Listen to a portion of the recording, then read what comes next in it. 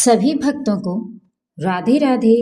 जय श्री कृष्णा, जय श्री श्याम। भक्तों, आज हम सुनेंगे माघ कृष्ण एकादशी अर्थात सटतिला एकादशी व्रत कथा।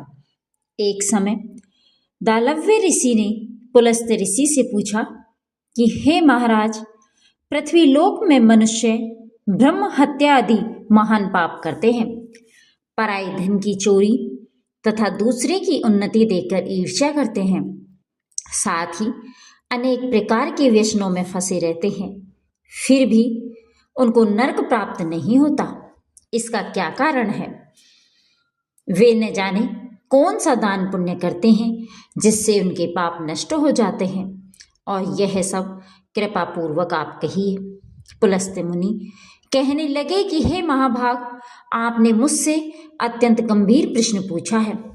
इससे संसार के जीवों का अत्यंत भला होगा। इस भेद को ब्रह्मा, विष्णु, रुद्र तथा इंद्र आदि भी नहीं जानते, परंतु मैं आपको यह गुप्त तत्व अवश्य बताऊंगा। उन्होंने कहा कि माघ मास लगते ही मनुष्य को स्नान आदि करके शुद्ध रहना चाहिए। इंद्रियों को वश में कर काम, क्रोध, लोभ, मोह, अहंकार, ईर्ष्या तथा द्वेष आदि का त्याग कर भगवान का स्मरण करना चाहिए। पुष्य नक्षत्र में गोबर, कपास, तिल मिलाकर उनके कंडे बनाना चाहिए और उन कंडों से 108 बार हवन करना चाहिए। उस दिन मूल नक्षत्र हो और एकादशी तिथि हो तो अच्छे पुण्य देने वाले नियमों को ग्रहण करें। स्नान आदि नित्य क्रिया से निवृत्त होकर सब देवताओं के देव श्री भगवान का पूजन करें और एकादशी व्रत धारण करें और रात्रि को जागरण करना चाहिए। उसके दूसरे दिन धूप, दीप, नैवेद्य आदि से भगवान का पूजन करके खिचड़ी का भोग लगाएं और तत्पश्चात पेठा, नारियल, सीताफल या सुपारी का अर्घ देकर स्तुति करनी चाहिए।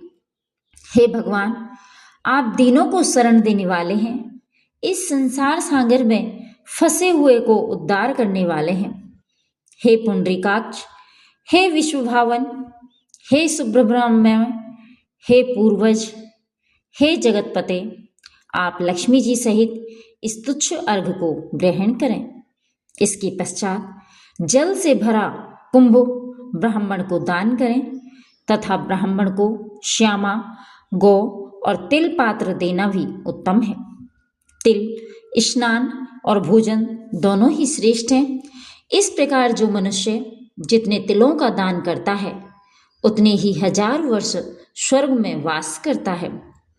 तिल स्नान, तिल का उबटन, तिल का हवन, तिल का तर्पण, तिल का भोजन और तिलों का दान, ये 6 प्रकार के तिल हैं। इनके प्रयोग के कारण यह सटतिला एकादशी कहलाती है। इस व्रत के करने से अनेक प्रकार के पाप नष्ट हो जाते हैं। और इतना कहकर पुलस्त ऋषि कहने लगे कि अब मैं तुमसे इस एकादशी की कथा कहता हूँ कि एक समय नारद जी ने भगवान श्री विष्णु से यही प्रश्न किया था, और भगवान ने जो सटतिला एकादशी का महात्म्य नारद जी से कहा सो मैं तुमसे कहता हूँ। भगवान ने नारद जी से कहा कि हे नारद, मैं तुमसे सत्य घटना कहता हूँ, ध्यानपूर्वक सुनो। प्राचीन काल में मृत्युलोक में एक ब्राह्मणी रहती थी। वह सदैव व्रत किया करती थी। एक समय वह 1 मास तक व्रत करती रही। इससे उसका शरीर अत्यंत दुर्बल हो गया। यद्यपि वह अत्यंत बुद्धिमान थी, तथापि उसने कभी देवताओं या ब्राह्मणों के निमित्त अन्न या धन का दान नहीं किया था। इससे मैंने सोचा कि ब्राह्मणी ने व्रत आदि से अपना शरीर शुद्ध कर लिया है, अब इसे विष्णु लोक तो मिल ही जाएगा, परंतु इसने कभी अन्न का दान नहीं किया, इससे इसकी तृप्ति होना कठिन है। भगवान ने आगे कहा, ऐसा सोचकर मैं भिखारी के वेश में मृत्युलोक में उस ब्राह्मणी के पास गया और उससे भिक्षा मांगी। वह ब्राह्मणी बोली, महाराज, किस लिए आए हो? मैंने कहा, मुझे भिक्षा चाहिए। इस पर उसने एक मिट्टी का ढेला मेरे भिक्षा पात्र में डाल दिया।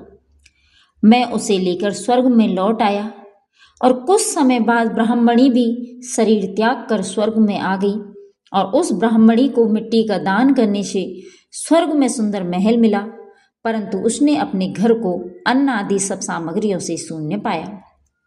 घबराकर वह मेरे पास आई और कहने लगी कि हे भगवान, मैंने अनेक व्रत आदि से आपकी पूजा की, परंतु फिर भी मेरा घर अन्न आदि सब वस्तुओं से शून्य है। इसका क्या कारण है? इस पर मैंने कहा कि पहले तुम अपने घर जाओ, देव स्त्रियां आएंगी तुम्हें देखने के लिए, पहले उनसे सड़तिला एकादशी का पुण्य और विधि सुन लो, तब द्वार खोलना। मेरे ऐसे वचन सुनकर वह अपने घर गई और जब देव स्त्रियां आई और द्वार खोलने को कहा तो ब्राह्मणी बोली कि आप मुझे देखने आई हैं तो सड़तिला एकादशी का महात्म्य मुझसे कहो। उनमें से एक देव स्त्री कहने लगी कि मैं कहती हूँ, जब ब्राह्मणी ने सड़तिला एकादशी का महात्म्य सुना तब द्वार खोल दिया और देवांगनाओं ने उसको देखा कि न तो वह गंधर्वी है और न वह आसुरी है, वरन पहले जैसी मानुसी है। उस ब्राह्मणी ने उनके कथानुसार सड़तिला एकादशी का व्रत किया, जिसके प्रभाव से वह सुंदर और रूपवती हो गई और उसका घर अन्न आदि समस्त सामग्रियों से युक्त हो गया। अतः मनुष्यों को मूर्खता त्याग कर सड़तिला एकादशी का व्रत और लोभ न करके तिल आदि का दान करना चाहिए। इससे दुर्भाग्य, दरिद्रता तथा अनेक प्रकार के कष्ट दूर होकर मोक्ष की प्राप्ति होती है। बोलो विष्णु भगवान की जय। भक्तों, इस प्रकार से हमारी इस सड़तिला एकादशी व्रत कथा समाप्त होती है। भक्तों, यदि आपको हमारे द्वारा सुनाई हुई कथा अच्छी लगी तो लाइक करें, कमेंट करें और चैनल को सब्सक्राइब करें, जिससे आगे आने वाली और भी कथा और कहानियाँ आपको समय समय पर मिलती रहे। जय श्री कृष्णा, जय श्री श्याम, राधे राधे।